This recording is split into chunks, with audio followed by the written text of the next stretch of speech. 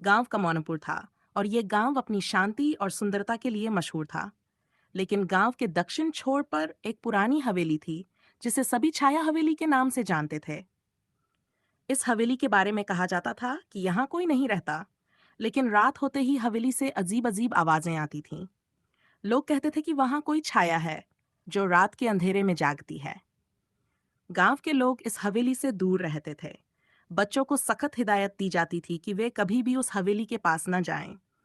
लेकिन जैसा कि अक्सर होता है, वर्जित चीजें बच्चों को आकर्षित करती हैं। एक दिन गांव के 3 दोस्त रवि, मोनू और सुमन उस हवेली के पास खेलने चले गए। वे सभी उस हवेली के रहस्य को जानने के लिए बहुत उत्सुक थे।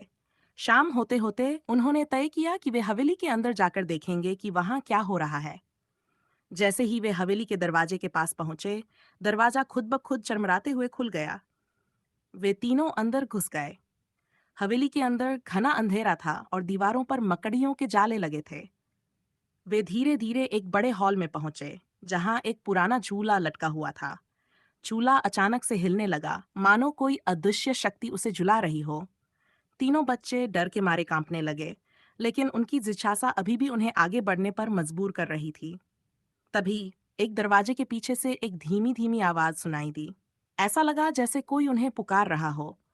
उन्होंने दरवाजे को खोला और देखा कि वहां एक पुरानी सीढ़ी नीचे बेसमेंट की ओर जा रही थी। बेसमेंट से ठंडी हवा आ रही थी। जब वे नीचे पहुंचे तो उन्होंने देखा कि वहां एक बड़ा आईना रखा हुआ था। आईने के सामने एक छाया खड़ी थी जिसकी परछाई हिल रही थी, लेकिन उसके अलावा वहां कोई नहीं था। अचानक छाया ने उनकी ओर देखा और बोल पड़ी, तुम लोग यहाँ क्यों आए हो? आवाज सुनते ही तीनों की सांसें रुक गई। छाया ने कहा, यह हवेली मेरी कैदगाह है। सालों पहले मुझे इस हवेली के मालिक ने धोखे से मारा और मेरी आत्मा को इस आईने में कैद कर दिया। अब मैं तभी मुक्त हो सकती हूँ जब कोई मेरी कहानी सुनकर मेरी मदद करेगा।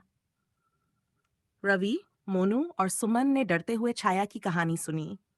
उन्होंने वादा किया कि वे इस रहस्य को गांव के बुजुर्गों के साथ साझा करेंगे और उसे मुक्त करने की कोशिश करेंगे।